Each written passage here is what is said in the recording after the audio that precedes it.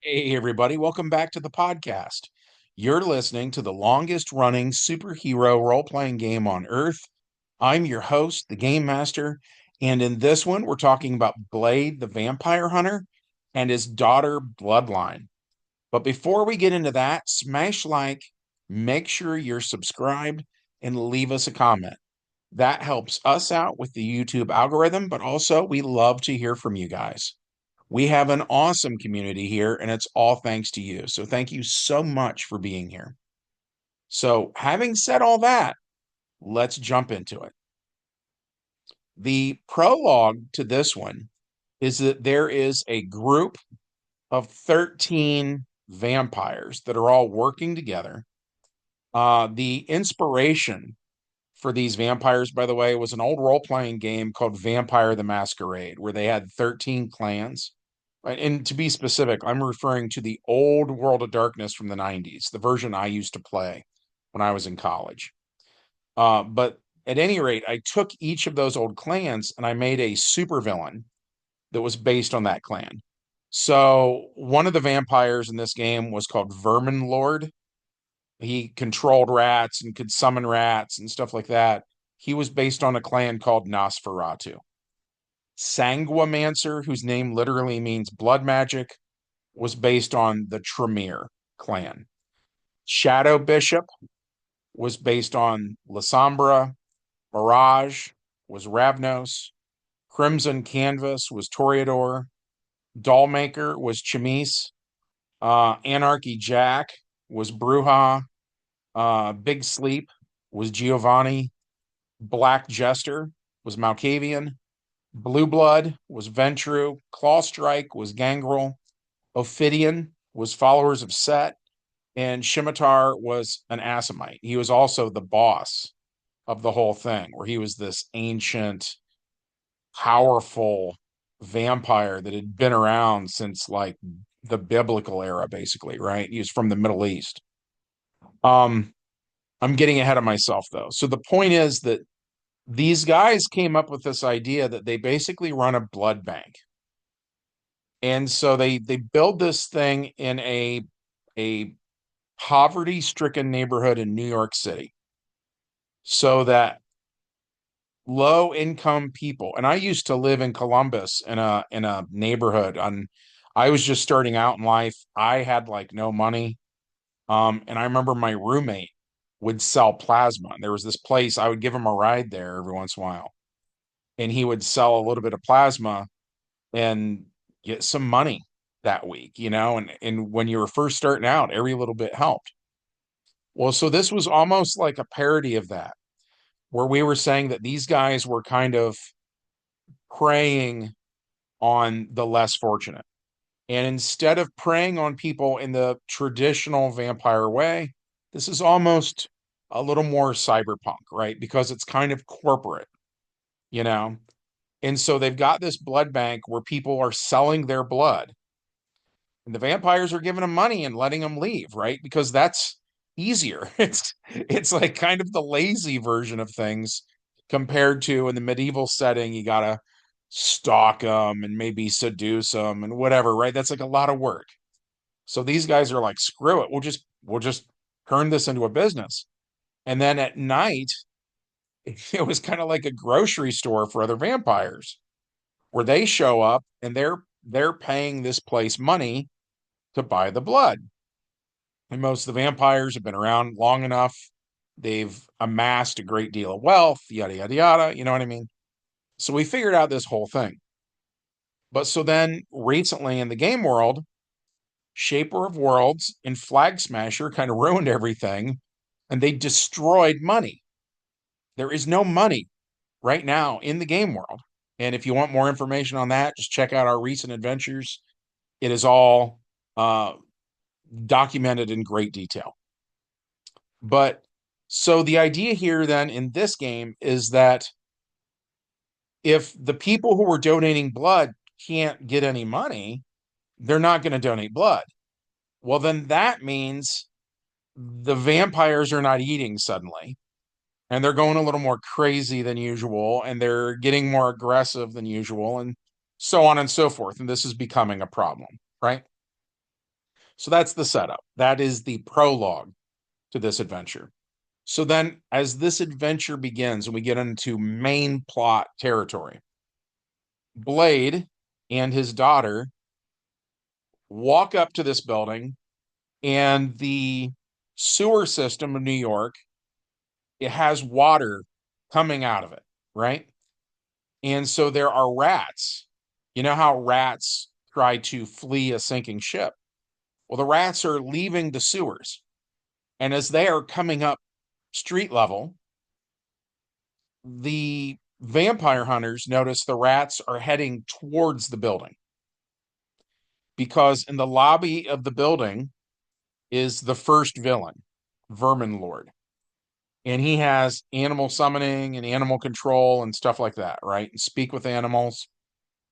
So he's got some of the rats are under his control, and he's using a power called Eye of the Cat, which means he can see what the rat can see.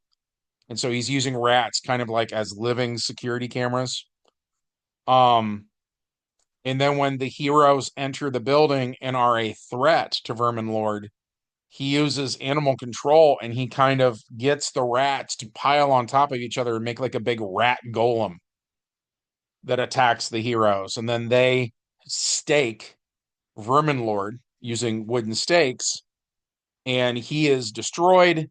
The golem just kind of falls apart because when he's gone, then the power that was holding him together is also gone now. And the rats just are normal, mindless rats now, and they just kind of scamper off and go their own separate ways.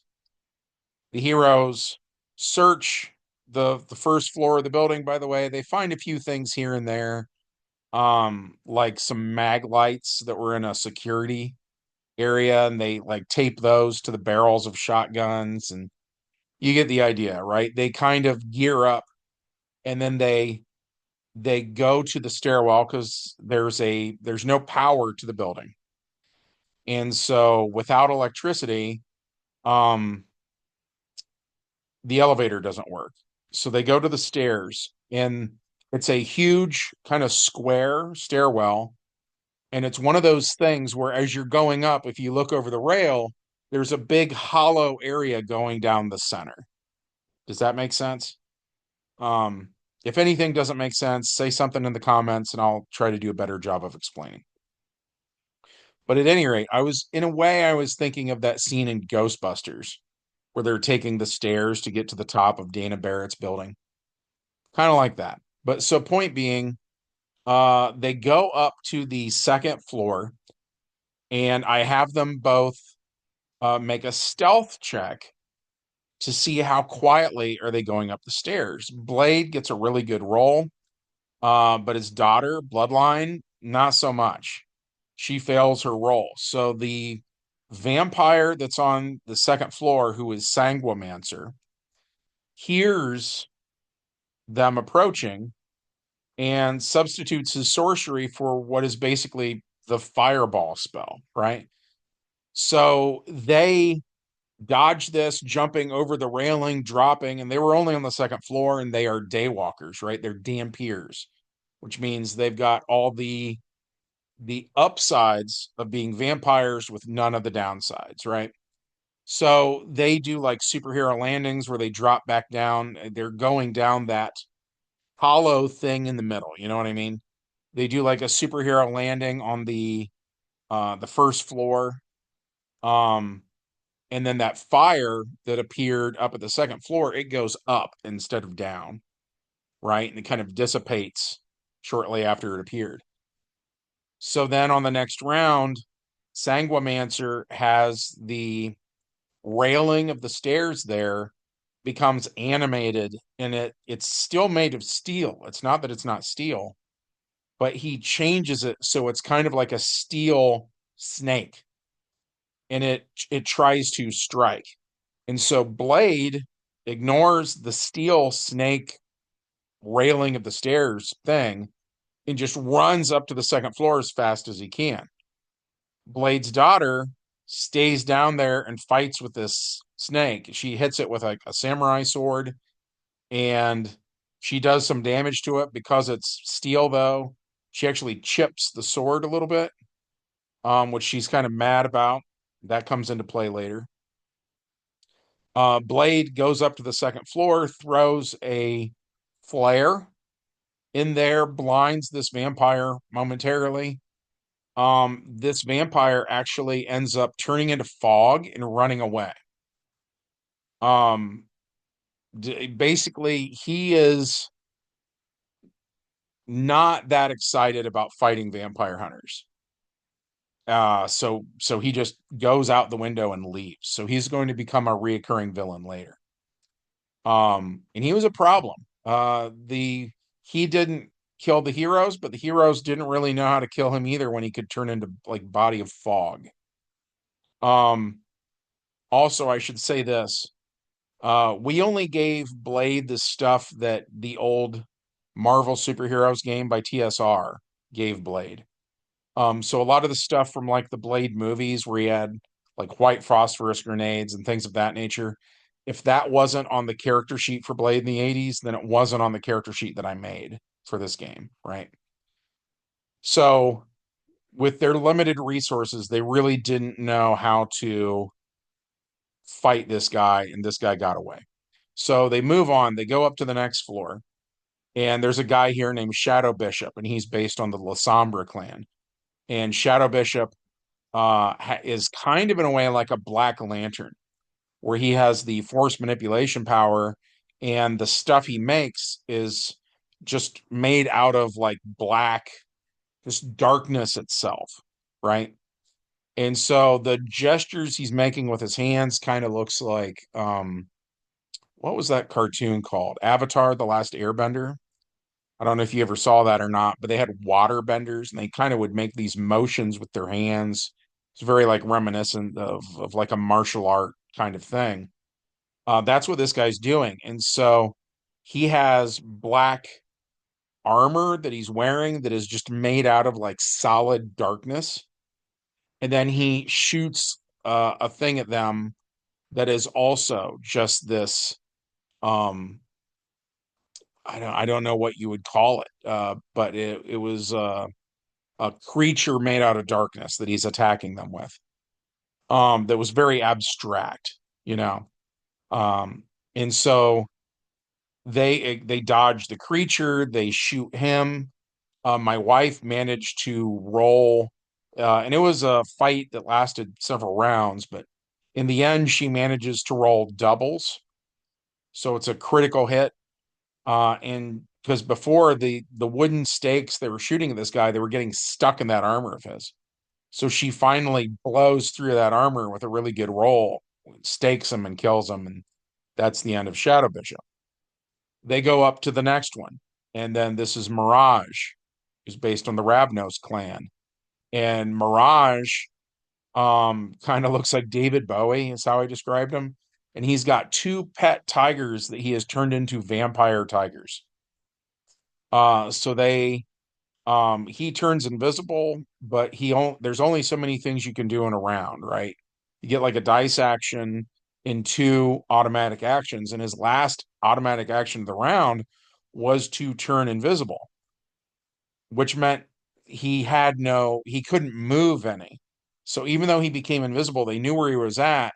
They shot him with their wooden stake launchers. They kill him.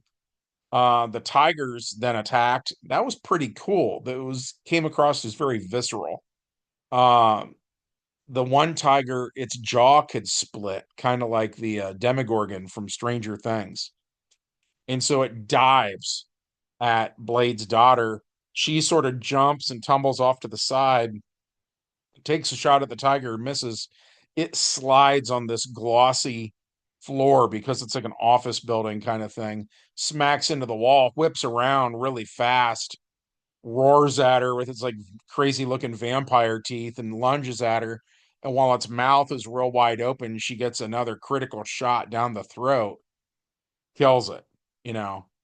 Blade also likewise takes out the his samurai sword made out of a special metal and beheads the tiger.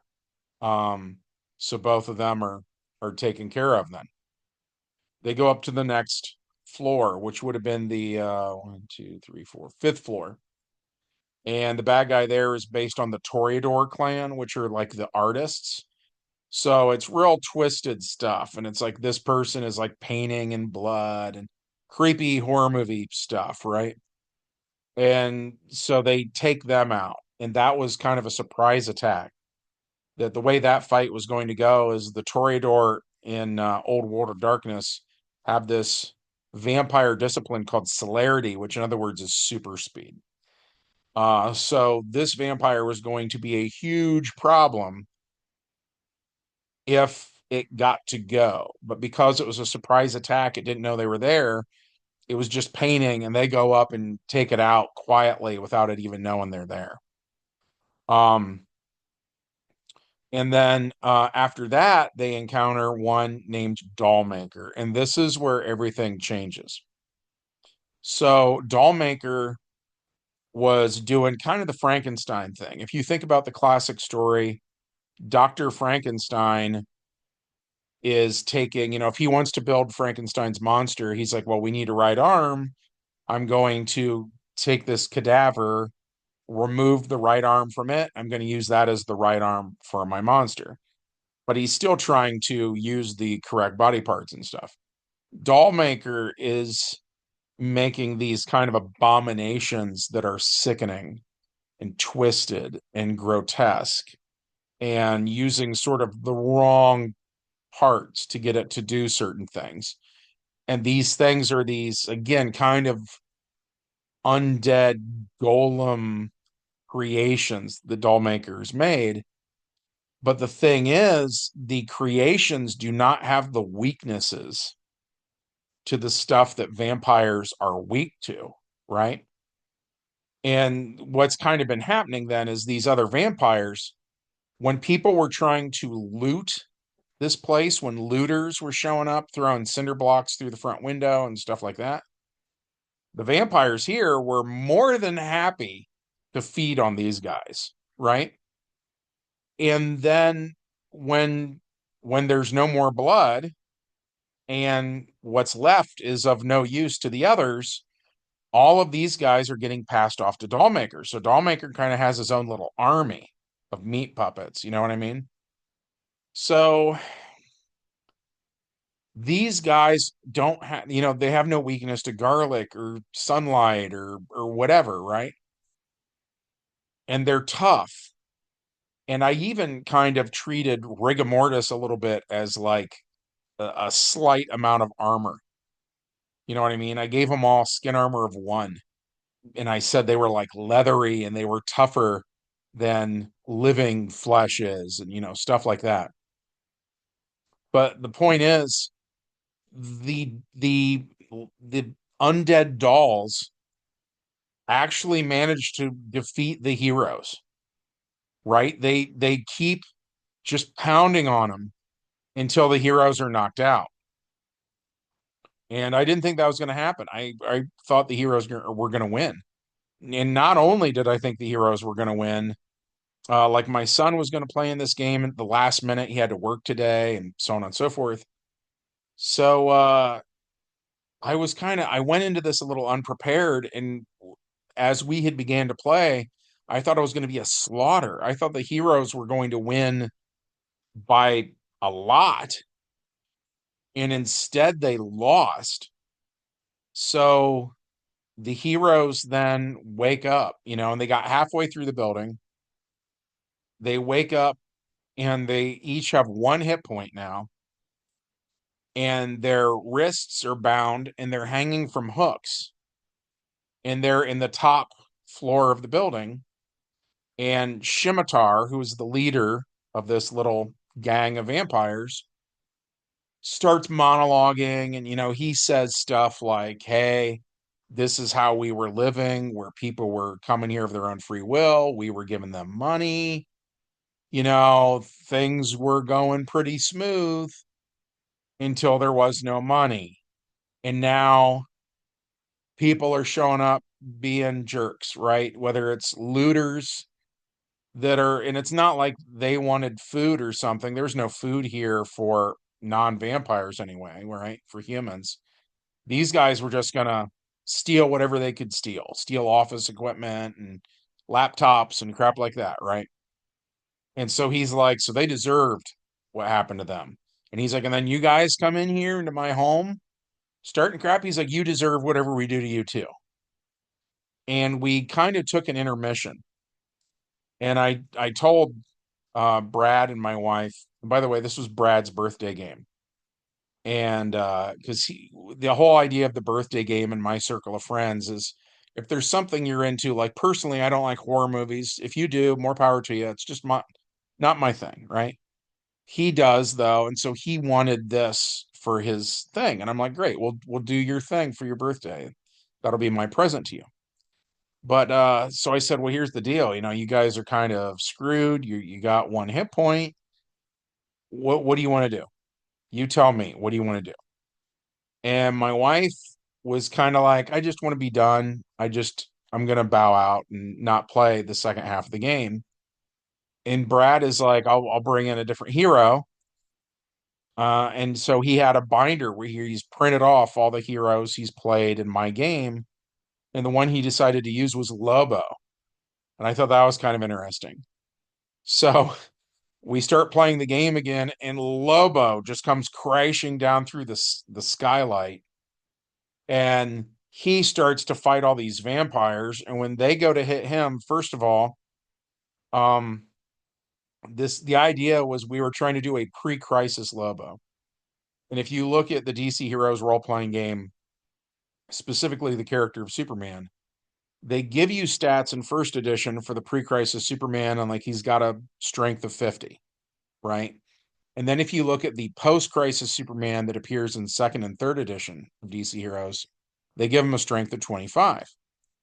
And it's not a perfect thing, but generally speaking, they just cut all of the numbers in half to make the post-crisis version.